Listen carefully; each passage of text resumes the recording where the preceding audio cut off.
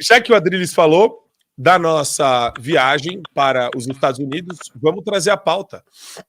Eu vou trazer a pauta na forma da declaração do CPEC. E aí a gente vai bater um papo bem aberto com a Duda e com a Adriles sobre o que foi a viagem. Mas vamos começar. O post aqui está em inglês, mas eu vou ler para vocês que estão aqui nos ouvindo. O CPEC se une a membros do Congresso brasileiro para denunciar a perseguição e a censura contra os oponentes políticos do presidente Lula. Então, esse é o primeiro post do CPEC. CPEC se reuniu com uma grande delegação de brasileiros, membros do Congresso, jornalistas e ativistas que endereçaram a severa perseguição política e censura que eles estão enfrentando dentro do regime autoritário de Lula. Aí eles continuam, e esse para mim é o trecho mais importante. O presidente Lula e a sua administração tirânica, conduzida pelo ministro Alexandre de Moraes, estão trabalhando para sufocar a oposição política por meio da censura à liberdade de expressão, arrancando a liberdade de imprensa e aprisionando brasileiros conservadores. Potencialmente, né, o Jair Bolsonaro pode também ser aprisionado. Essa Gestapo, essa ação tática como Gestapo, tem recebido o silêncio da grande imprensa e praticamente nenhuma cobertura da verdade. E eles concluem falando, aqui nos Estados Unidos, na administração Biden, incluindo o PGR de lá, né, Merrick Garland, e a Casa Branca, representante da Casa Branca, Ed Siskel, e um conselheiro especial, Jack Smith, usam a tática semelhante, né, lawfare tactics, uma tática de perseguição judicialesca, perseguição jurídica, semelhante com quem discorda deles politicamente. Eles instrumentalizaram a corte para aniquilar, para levar à falência e aprisionar os opositores políticos, no caso, o opositor político, o presidente e ex-presidente Donald Trump, porque ele decidiu lutar contra o sistema, disputando um segundo mandato. Então, eles fazem essa correlação entre Estados Unidos e Brasil, e a gente faz aqui durante o programa também, né? Esse processo mimético que existe entre o que acontece lá e como as coisas acontecem aqui. Inclusive lá teve o 6 de janeiro, mesma coisa que aqui. Não teve arma, não teve nada, não teve absolutamente nada. E aqui a gente está enfrentando. Qual que é a diferença? A diferença é que lá o abuso sistêmico ele vem de instâncias inferiores. Aqui a concentração de poder está no gabinete de um cara só, que é o Alexandre de Moraes. Quando a gente falou para os americanos, Adriles e Duda, sobre essa perseguição implacável realizada pelo Alexandre de Moraes, a gente foi recebido com uma espécie de choque inicial, porque não existe nada com essa precedência no mundo. É sem precedentes, no mundo inteiro. Um cara, ministro... E daí, eu falei com o pessoal do CPEC, a gente falou com vários deputados, né, os representatives, que se chama, são os deputados, equivalente a deputado federal aqui do Brasil, lá da Casa dos Representantes, e eles não só se irmanaram, como o próprio Chris Smith, que conduziu a coletiva de imprensa no Triângulo, frente do Capitólio, que é um lugar que você tem que reservar com antecedência, porque muita gente na imprensa brasileira repercutiu falando Eduardo Bolsonaro foi vetado pelo Congresso americano e fez entrevista da rua. Não. Você vai no Triângulo na frente do Capitólio, aquela área ela é reservada por congressistas americanos. Depois do nosso, teve outra coletiva de imprensa da nossa. Antes tinha outra também. É um lugar disputadíssimo. E o que aconteceu? A audiência que estava marcada para a Comissão de Direitos Humanos, que é presidida pelo Chris Smith, ela foi postergada por uma manobra de democratas que receberam o aviso da esquerda aqui no Brasil. Não dá para saber se veio do STF, se veio do PT, de quem veio essa conexão. mas um parlamentar lá, democrata, ele usou uma manobra regimental para postergar. Só que foi um tiro no pé para eles, porque a força que a gente ganhou no Congresso americano também é inédita na história do nosso país, não tem precedente.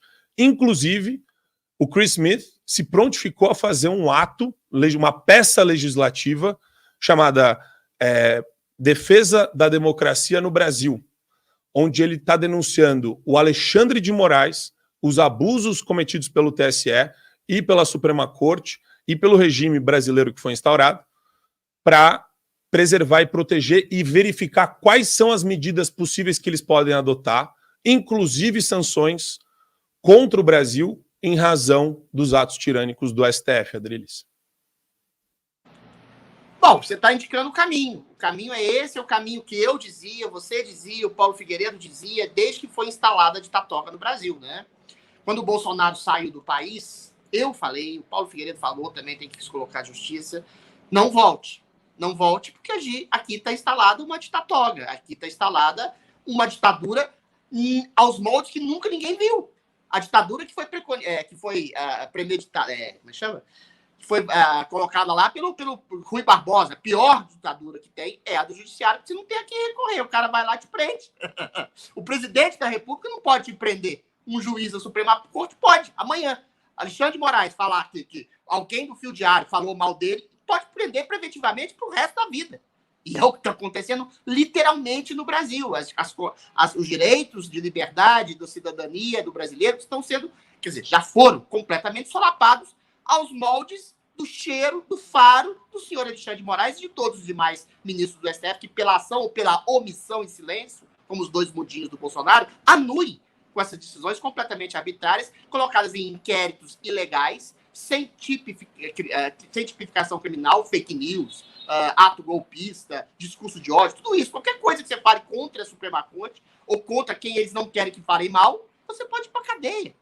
É isso que está acontecendo no Brasil e é isso que tem que ser evidenciado lá fora. E é isso que eu dizia por o Bolsonaro, especificamente, ficar lá nos Estados Unidos e denunciar lá fora a ditadura que está acontecendo aqui dentro. O Bolsonaro não quis fazer isso nem lá fora, nem aqui dentro. O que aconteceu?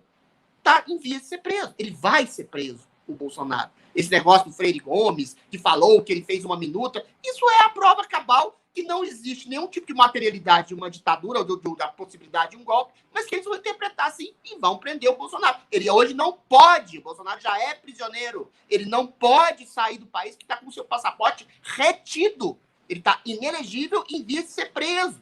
E aí eu volto a dizer, não é só ele. Já tem gente presa. Daniel Silveira está mofando na cadeia. Coitado. O cara foi esquecido na cadeia. Por quê? Porque ele xingou ministros num vídeo. Agora, se dizer isso para os Estados Unidos, aí sim é o mérito da iniciativa do Marco Antônio, do Paulo Figueiredo, dos congressistas brasileiros que foram lá nos Estados Unidos. O mérito deles é dizer o seguinte: você criticar a Suprema Corte no Brasil, você contestar o processo eleitoral do Brasil, você vai em cana. Isso não existe em nenhum tipo de democracia do mundo. Você filmar uma invasão ali do Congresso Nacional, filmar, você leva 17 anos de cadeia. Você tomar um sorvete dentro da invasão, você rezar uma bíblia debaixo do braço dentro da invasão, você leva 20 anos de cadeia. E pedófilo aqui sai com 2 anos de suspensão de pena, com saidinha. É isso que acontece no Brasil e é isso que o mundo inteiro precisa saber. Agora, vai adiantar? Não sei. Esse é o problema, Marco Antônio. Por quê? A Venezuela, todo mundo sabe que é uma ditadura. A ONU vai lá, todo ano coloca observador lá. Não, tem choque elétrico, tem estupro coletivo, tem tortura, tem assassinato. O Maduro cooptou a Suprema Corte, cooptou o Exército, cooptou... O Exército está sendo cooptado aqui também. Cooptou o Exército, cooptou o Legislativo, cooptou todo mundo e tem uma ditadura. E o que acontece? Nada. Nada. Não acontece nada na Venezuela, não acontece nada há 70 anos em Cuba, que também tem uma ditadura da mesma forma, não acontece nada há décadas na Nicarágua, porque também ninguém faz nada e todo mundo sabe que é uma ditadura. Então, por mais que eu ache que realmente com o Trump nos Estados Unidos ele possa fazer alguma coisa, com o próprio Milei aqui, que percebendo que tem uma ditadura que pode fazer alguma coisa, quem tem que fazer alguma coisa é uma só. É o povo brasileiro. Você tem 220 milhões de brasileiros. Se você coloca 1% disso, que é 2 milhões nas ruas falando nós queremos mais democracia, nós queremos liberdade, nós não queremos ser comandados por juízes que a gente não elegeu, tudo isso muda. Tudo isso muda, porque aí você vai na boca do senador, na boca do deputado, que é quem pode fazer alguma coisa para limitar essa ditadura judiciária, e aí muda. Claro, o apoio externo, o apoio do exterior é fundamental para que o brasileiro seja obrigado a ouvir que existe uma ditadura aqui no Brasil. Sim. Aí a Globo não vai poder calar lá fora. Os jornalistas estão dizendo aqui dentro, que aqui dentro tem uma ditadura. Mas sem povo na rua, sem pauta específica. Que pauta específica? O impeachment do Alexandre de Moraes. Isso é legítimo. Isso é democrático. Você pedir o impeachment de um ator político público é completamente legítimo. Para depois ter uma reforma do judiciário. É simples assim. Mas quem vai fazer esse discurso simples? Que está todo mundo com aquilo, o giló na mão e todo mundo acovardado no Brasil. Então, é louvável a atitude de quem fala lá fora que tem uma ditadura lá dentro. Seria louvável se o Bolsonaro fizesse a mesma coisa há muito tempo, mas seria mais louvável e é mais necessário ainda povo na rua no Brasil dizendo que existe uma ditadura, que quer o impeachment do juiz abusador e quer uma reforma do judiciário. Assine o Fio Diário. Assim você vai ter acesso integral ao programa completo Adriles sobre tudo, além de outros diversos programas na nossa plataforma. Assine aí.